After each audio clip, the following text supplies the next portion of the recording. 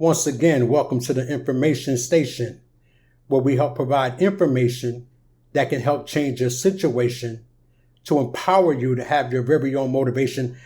My name is Shahid, and welcome. Today I want to talk about a topic that we hear a lot, and I think women can attest to this, and I know the men will definitely attest to this, is women are nosy.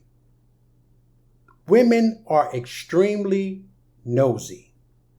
And ladies, ain't no way around it. Y'all love to snoop. You love to be nosy. You love to know what's going on. You're always into something. And there's no way around it. Y'all are extremely nosy. Now, with that being said, understand, I did a TikTok, where I talked about leadership, and how men are supposed to lead. And, if we want the women to be better, then we should lead better.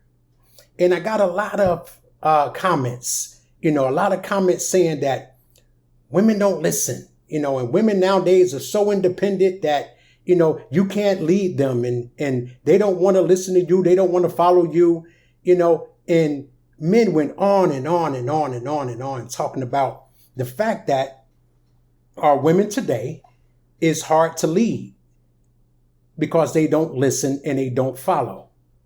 Now, let's just go with that premise, okay? Because believe me, they're following negative in a negative way. They following your lead verbatim in a negative way. But let's just go with your premise that women don't listen. I have one question. Why should they? What have we done as men, as a collective, where our Black women should listen and follow our instructions or what we tell them or what we say to them? Men, we've given them every reason in the world not to listen. Every reason in the world not to follow anything we say. Why? Because we keep leading them into brick walls. A lot of times if women followed the men, they would be homeless. They wouldn't have anything if they followed the men. So with that being said, you got to understand women have every reason in the world why they shouldn't follow men. Adjust my sound here. Now men, I want you to hear me, and I want you to hear me well. We don't need to say anything about women to women when it comes to leadership. We don't have to keep talking negative about them. We don't have to keep every time you turn around, all you hear about is how bad the woman is. She has every right to think that, every right to believe that, because we have not produced and have not shown them any reason why they should. You understand? But we don't need them to follow. We don't need them to listen. We don't need them to do those things in order for us to come together as men and be productive. Let's stop talking to women. How about that? How about if we stop talking about women, to women, and at women? How about the men start to talk to one another? How about you put your 5 with my 5 and we start to build? And we start to put in the work. And we begin to do the things necessary that's going to help empower our community, empower our children. You see, as far as that go, the kids don't listen either. You understand? Our children are out of control. They don't want to listen to the parents. You know why? They don't have a reason to either. The same as the women. So we don't have to continue to talk.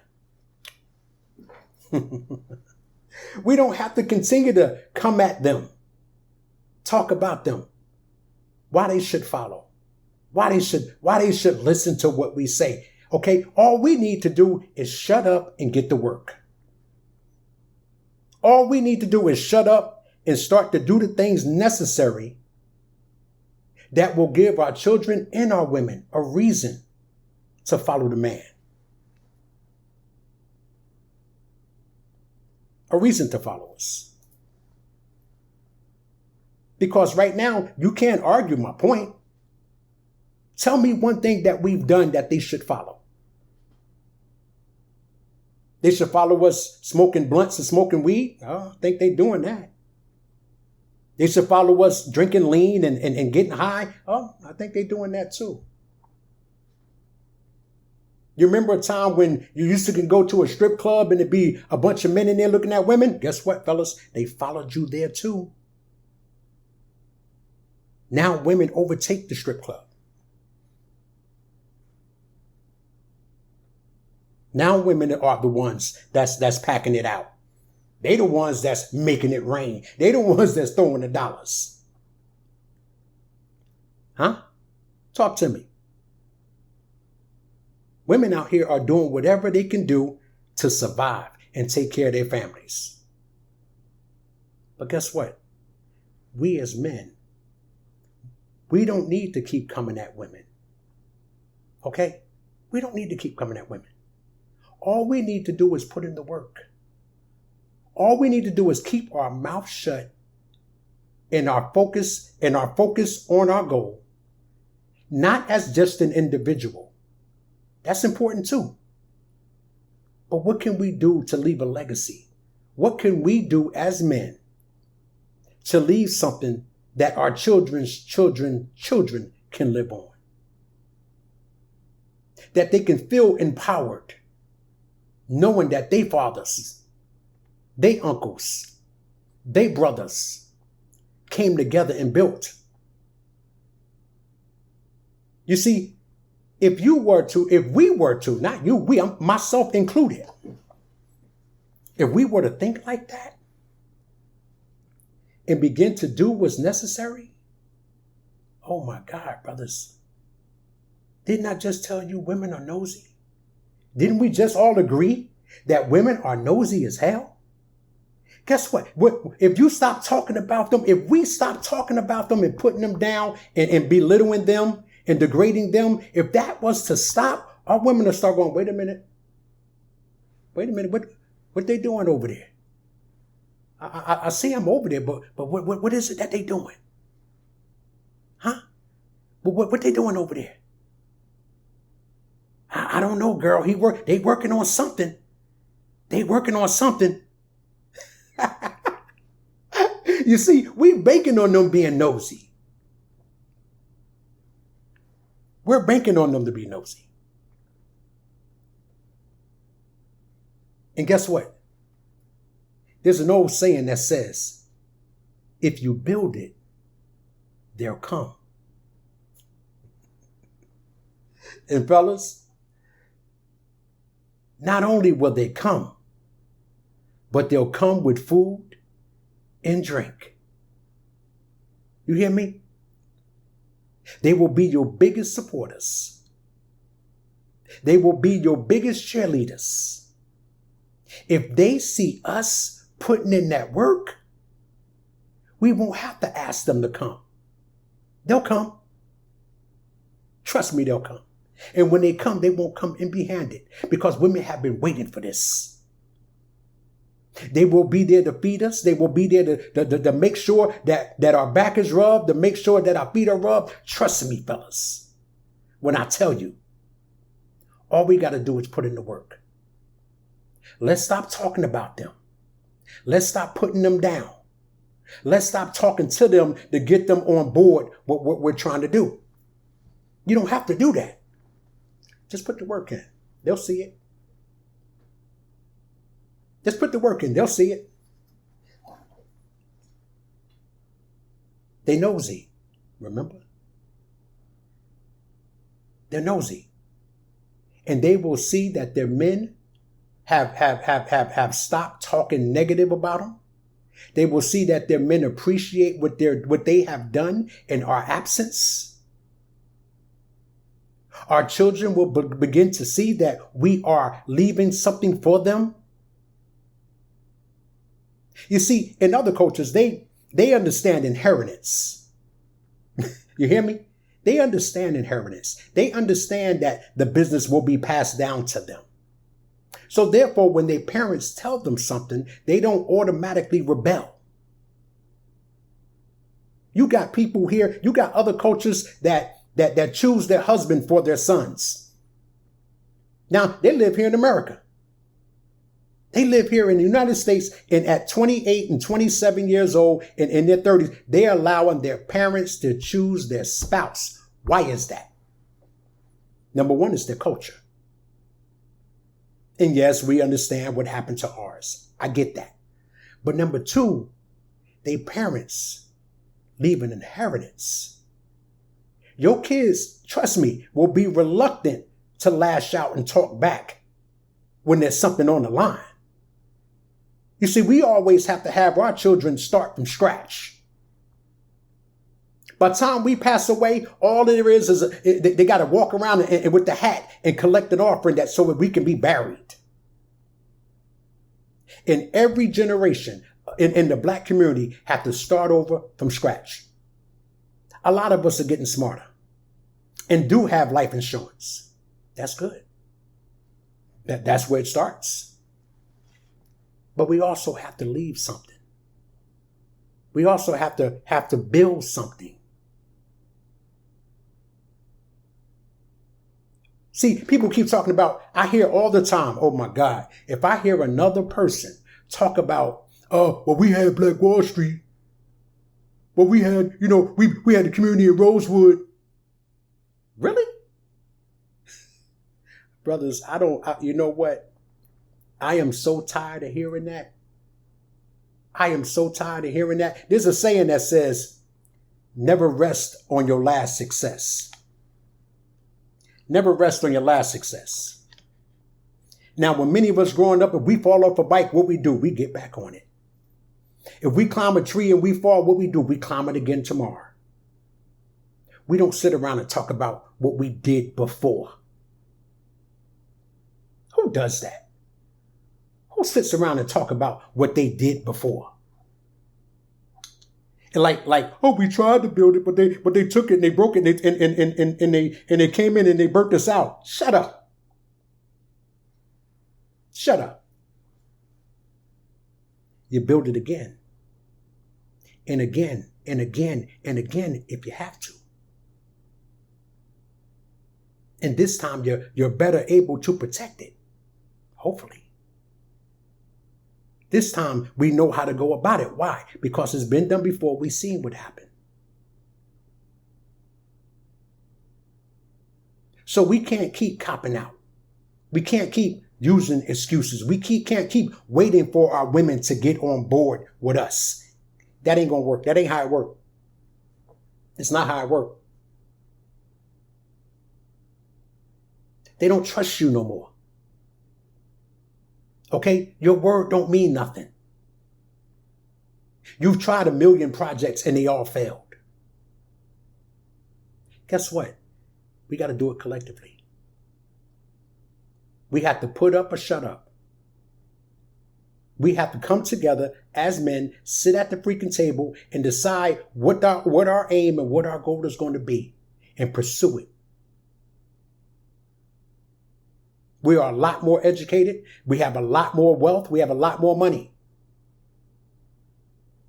What we don't have is a plan. That's what we don't have. You see, and this is important. In order to gain the women's trust, in order for them to believe in you again. Women has not given up on men. They have not given up on their black men.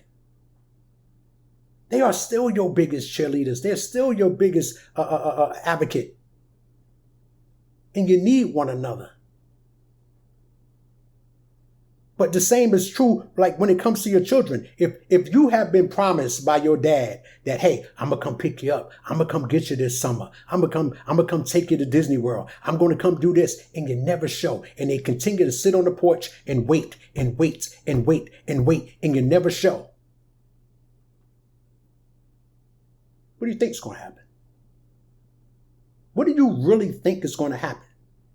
You think they're going to believe you the next time you say it? You think they're going to have faith in your words the next time when you make a promise that you don't keep? Yo, man, we got to figure this out. So we cannot expect our women to jump on board with anything, even though some of them continue to try.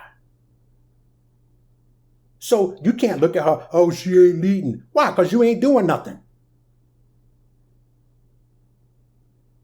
She hear you talking again.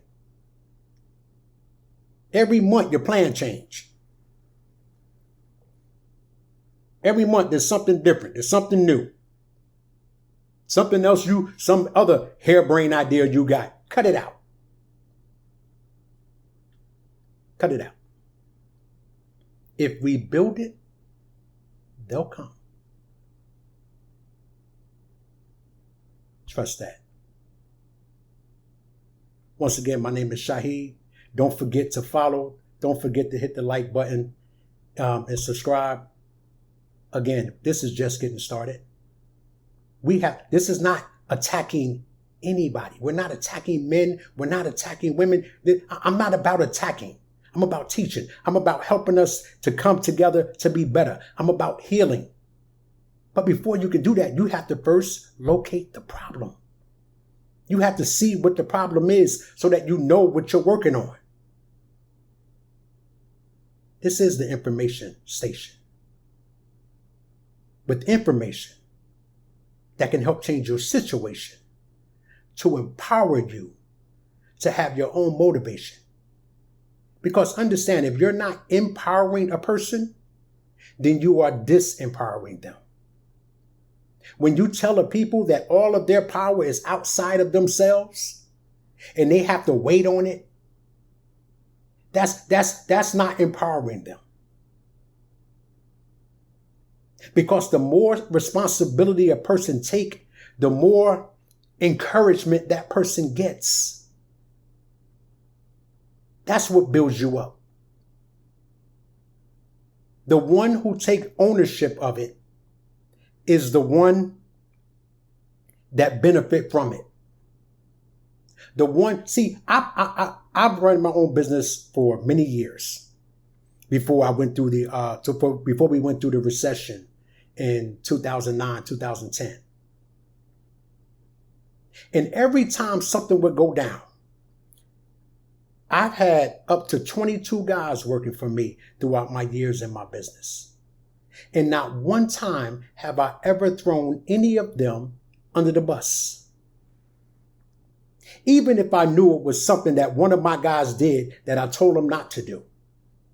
When the customer or the company would complain about something, would I look like shifting the weight? Would I look like saying, yeah, I told him not to do it? No, that's not how it works. Because when there's a problem, they come into me. And every single time I have to own it. Yeah, that's my fault. That's my bad. Because it should have been up to me to know what that person can handle and what that person couldn't handle. I knew if I put this person on a job or put this person in this position, that there was a possibility that they wouldn't be able to rise to that occasion or handle that situation. I should have known that.